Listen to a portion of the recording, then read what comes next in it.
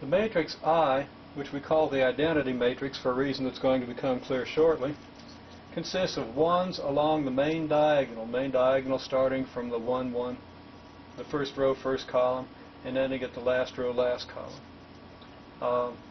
All these numbers are 1, everything else is 0. And this matrix is defined for any square matrix, that is, any matrix that has the same number of rows as it has columns. So this one's 3 rows, 3 columns. It's a square matrix. And we define the identity on any square matrix.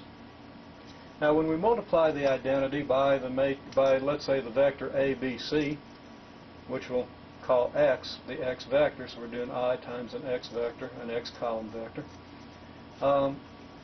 You can go through the details, but we're going to have 1 times A and then 0 times B and C. That'll be our first row.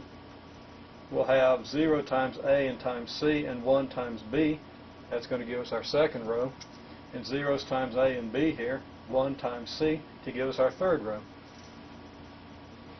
And that just comes out, of course, A, B, C, just what we started with. So that multiplying by this identity matrix gives us the same vector that we started with. So if this vector is I, and this vector is x, and this vector is y, then we have y equals x. So that I times x equals x. I times x, this is x. Call it y here, just to generalize the matrix product idea, but we see that y is the same as x. So Ix equals x. An identity is something that you multiply or add or operate on something with such that it doesn't change that thing. Okay? And I is not changing x under multiplication. So we say that I is the identity for matrix multiplication, for multiplication of 3-row matrices. Now, this isn't a general 3-row matrix, this is just a 3-row column vector.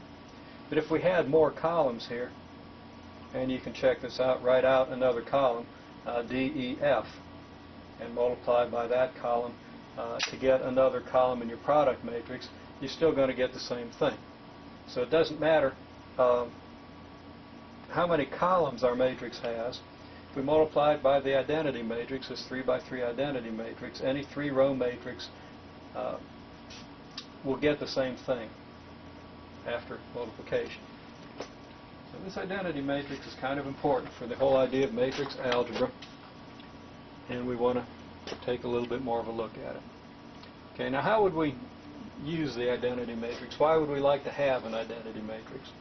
Well, one reason would be something like this. Okay, let's take the system 3x plus 5y equals 9, 2x minus 4y equals negative 6. This system is represented by this matrix equation, which is AX equals B.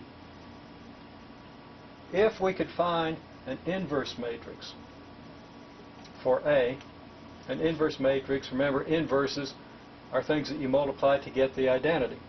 So by definition, this inverse matrix, when multiplied by A, should give us the identity. So that, recall that matrix multiplication is associative.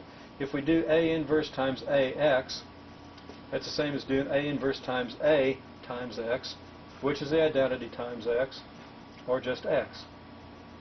And if we do that inverse on both sides, we get A inverse B on the other side, so that X would equal A inverse B. Now the question is, how do we get A inverse?